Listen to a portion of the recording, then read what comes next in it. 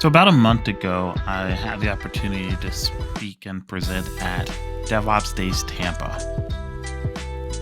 And one of the things I love about DevOps Days conferences is the breakout sessions. And for those who've never been to a DevOps Days, what a breakout session is when the attendees of the conference get to put forth a topic. And that topic can be something that's of interest to them. The participants of the conference all vote on the topics and decide what those sessions are going to be for the afternoon part. And that's how usually DevOps Days conferences work. There's a mixture of community-driven topics and then topics that are selected by the committee putting together the conference. And one of the topics there that was really interesting to me was DevOps at home. And that got me thinking about what I want to talk about tonight, which is how I do DevOps at home for my cloud infrastructure. So, those who don't know who I am, I'm Richard Lewis. I'm a really cool guy, in my opinion, who does DevOps stuff. And so, um, I'm going to dive right into it. And this is a pretty technical talk, so, mom, stop listening unless you want to learn about infrastructure as code, I guess. But give me a like, though. And so I'm going to start with my main.tf file, and actually, you know what? I'm going to explain how I break out my files. So I break out my files for Terraform, and I chose Terraform because I like Terraform, not for any other reason. It's not that I'm anti Bicep or Plume or ARM or anything like that. I just like Terraform. Um, so I break them out by the name of my repo. And for my needs, this is perfect. So the main.tf file, though, has all my core and shared resources in it. So local things I want to put in there, shared resources that I may provision or spin up. So action groups, my spending and consumption budgets that monitor that, and log analytic workspaces, things like that. And the providers that I mainly use are these two providers. So there's one for public IP and the Azure RM provider. I store everything into a backend file. Of course, it's stored on Azure. There's a whole plan here to provision that stuff if I ever needed it to provision it again. And I'm going to talk about this one first. This is my website, gogorichie.com. And gogorichie.com, for those who've never been to my site, it's my personal website. Here you go. This is what it looks like. And here's what the infrastructure behind that website looks like. Now, this isn't the code part of that's pushing out the actual website content, but this is the infrastructure behind the website. So my website is very simple. It runs on a static web app. And on top of that, or sorry, I should say next to that, is a storage account. And that storage account contains all my images for my website. So when you go to gogorichie.com, you land on the homepage, you see a picture of me and you see a couple other pictures there. And go into any of my stories, you're going to see, or I should say like posts, you're going to go into and you're going to see some images in here, like this image, for example. And you notice how fast it loads and everything like that. That's because it's coming straight from the cloud. This whole website's running to the cloud, but these images are coming straight from my storage account.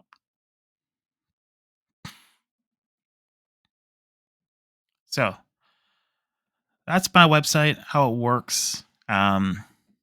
Just those three files there. Next one here is a little bit more critical. This is no particular reason why I like the name. I thought it was funny, so I called it Pingree Ranch. And this Pingree Ranch has quite a few resources in it. It's my main resource group for managing my home infrastructure. And I'm doing a lot here. throwing out there a VNet, some subnets, storage account, and there's a ton of containers inside there. And what's happening within here is when it provisions the storage account, I'm going as cheap as possible. So this whole storage account is designed around doing all my backups. And there's a lot of different options out there for backups. I mean, you can use Dropbox or one of those over, free things or something like that. But I'm moving about 2.5 terabytes of backups into this thing. So that gets kind of pricey on those kind of services like Dropbox and other things like that. But on an Azure Blob storage, it's actually super cheap. Um, I'm spending probably about maybe $4 a month on it, and I'm running it on the cheapest tier possible. So cool. That means that it gets sent to the cloud, and it just basically goes into an archive code storage kind of system. Um, if I ever need to recover the files, then I'll spend a little bit more money. But the whole idea of this is having a backup for me somewhere. So provisioning my storage account from there and all the containers around it. I'm trying to keep it as simple as possible. So when I provision that, I provision some network rules around it that says deny actions on everything except for it's coming from the specific IP address right here. And that comes back to the little provider that I use here. This guy's pretty cool. This little provider can actually run locally, and it pulls my IP address and then fills it in for me right there. So, as my IP address may possibly change, it'll go along with it. Whoops. And applies the subnets that needs to be, any kind of bypassing of anything, and then provisions or anything like that. So, all this here just pushes out my network for me, right? I got another resource group that does that too as well. A provider file that doesn't really do much. It just looks at the providers, a couple other things, right? So that's how I write all my code. Now, I push my code to GitHub, and my code lands here in my amazing repo. And from here, once it gets put into my repo, the next thing after that is my actions that are going to be running on my pull request. So in my GitHub actions, I run this main one here. And there's four jobs that are happening here. First thing is anytime there's a push or pull requests, that's when it gets triggered. And the first job here is verifying what day of the week it is. Now, you're probably laughing, going, that's pretty cool, or that's pretty stupid. But I don't want to deal with any kind of problems on the weekend. And I'm sure everything's going to run smooth and fine and perfect when I deploy things. But I verified that I'm not deploying on Friday heading into the weekend. So first thing that runs, it says is it Friday? No. Okay, great, run. If it's Friday, then deny everything else after that. The next one after that is doing some security scanning of my infrastructure as code. And I'll explain about that in a moment. I'm not going to go into detail here because I don't know what's going to pop up in a moment. And then the next one after that is doing my infrastructure as code. I'm sorry, my InfraCost. So I try to keep this as cheap as possible. And this little one here, this uses a service called InfraCost, and it goes out and it verifies how much everything's going to cost me, and gives me a little note in my pull request about the total cost breakdown, and then I can decide from there if I want to go ahead and publish it. And then the final step after that, is my actual Terraform deployment. And if you notice, it's going to run through just your normal Terraform standard things. So the initiate plan, give me a nice plan, add some comments into it, put that into the PR, and then applying it.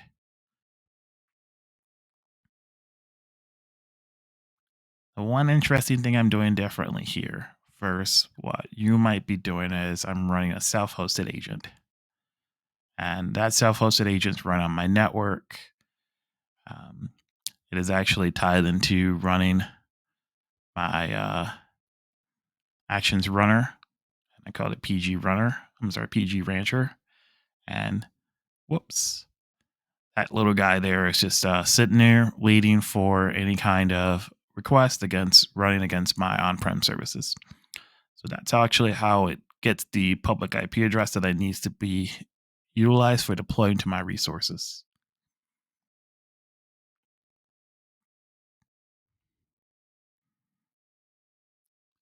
So after that gets deployed and everything starts to run, the first thing it's going to do is it's going to run through and it's going to hit that Oak 9 tool.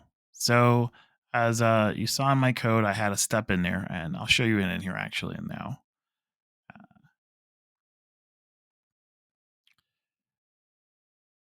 Step in here when it's actually hitting Oak 9.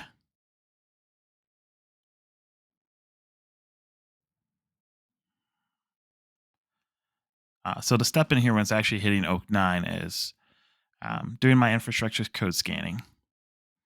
And so it's going to hop in and run through.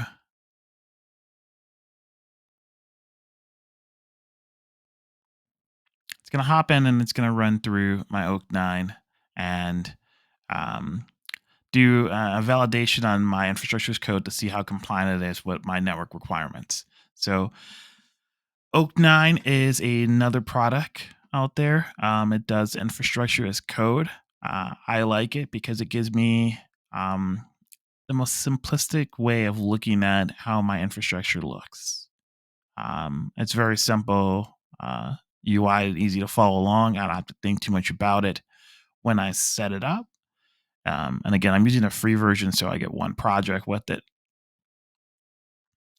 Get to hop into it, and I get to decide the settings of my project and if it's public or not public, and then pick out my compliance frameworks. So if you don't pick any of these things here, they got this nice little set of policies that they recommend. They're a security first company, so I kind of trust their recommendations there. But I also like the Azure benchmark one, so I apply those as well. I mark in some of these other things in here that are important to me. And then it does two things. It one looks inside my infrastructure and as code, and you don't have to do that, but I chose to do it. And the other way is it looks at all my Terraform plans that's running in my repo. And that's what you're seeing here. So as you can see, it said, hey, there's something wrong. When I logged in, if you notice, it gave me a little sad face. Some things that are critical that needs to be fixed, and some gap analysis that need to be fixed. And if you notice, it's getting better. Hey, I was pretty high up here, and then all of a sudden I fixed a bunch of things. And so when I look at this project here, it gives me like two little things that tells me I need to fix. Like, hey, your TLL set bad, and also authentication is very poor on here. So what's it talking about? It's talking about right here, GoGo Richie site. And again, as I mentioned before, GoGo Richie's site files is all my public images from my website. So I really don't want that firewalled off or secured. Now, after all of this goes through all of its checks and validations and runs and everything like that, the next thing after that that's going to happen is my InfraCost. And again, it's another free tool for limited use. It's free, but you could pay for it if you want. I'm only running it against one repo, and my costs are very minimum. So I just like to know when things are going to cost me money. This just looks at all my pull requests, looks at the Terraform for my pull request, and it gives me a nice little report. It says, hey, previous cost, new cost, this is what's going to cost you.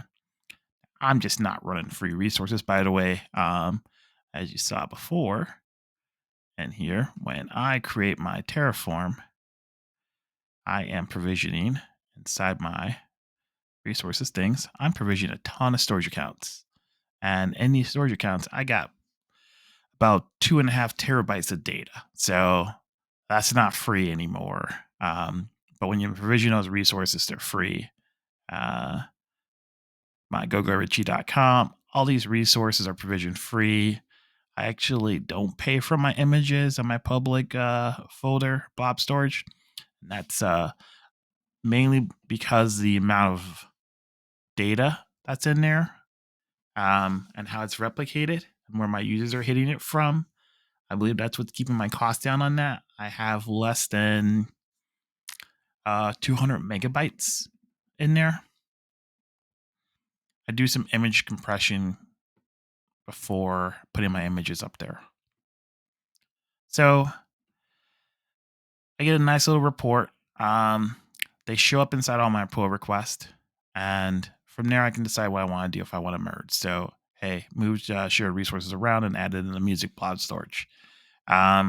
I recently got into ripping all my CDs, and now I backed them up into a blob storage. So those are my changes right there. Now, the other GitHub actions I'm running are doing some other smaller things. This one actually runs on a cron schedule, and this one looks for any of my stale PRs that I haven't merged in, and then it gets rid of them. Because if it was important, I would have merged it in. Now, this one here is looking at all my things that I've merged in and I haven't closed yet. And I could probably combine them all into one, but I like to keep them all separate. So I did start labeling them like updates or, so forth. So this one here looks and sees that everything that I'm doing and that is uh, it's been merged and hasn't been closed. It gets it done. And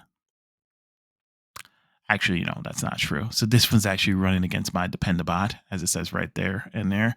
And it looks for my Dependabot request and it auto merges them and closes them out for me. So it keeps that easy and peasy. This is Dependabot. And it looks at all my GitHub actions that I'm running and dependencies that I'm using in here. And it updates them for me. So that's what you're seeing over here. This is one of those GitHub actions, and this one's back to 09. So when I made a pull request out there, this one looked at my pull request and said, hey, here's what's wrong. Here's what you should fix. Here's how to fix it. And it gives me some recommendations and it starts putting it into my code for me. And it says, here's your code. Here's what needs to be fixed, where you need to fix it at, and how you can fix it to make it better. And then next thing it runs is another GitHub action. And this one's my InfraCost. So this one's just looking at my cost and saying, hey, still free. That's good. And it tells me right now, hey, this branch hasn't been deployed. So I can go ahead and close this pull request and merge it if I want to or not. So how do I manage all this? I like to keep myself a backlog like everybody else, right? So I got this nice little backlog going on. And again, I want to try to keep it as cheap as possible and easy peasy as possible. So I chose to use Project. It's one of those features built into GitHub Actions. Into GitHub. And here I got a nice little backlog, and I don't know why the view is like that, so I'm going to flip it. But I view it as a Kanban board usually, and then I view this when that's my backlog. So as my requests come in or what I want to do with things, I just put them in here. That's my backlog. And then here's my Kanban board. And my Kanban board makes it really simple. And I get to choose which ones I'm going to do next. Just write up a little story about what I want to do. Do it like this one here, for example, create billing alerts. And when I'm done with it, I drag it over there and I keep it really clean. The goal here is to try to keep things as cheap as possible and as simple as possible. I try not to spend a lot of time managing it. I probably spend less than 15 minutes a month doing these things. Everything just runs smooth, easy. Add any comments or questions if you have any questions. Thanks.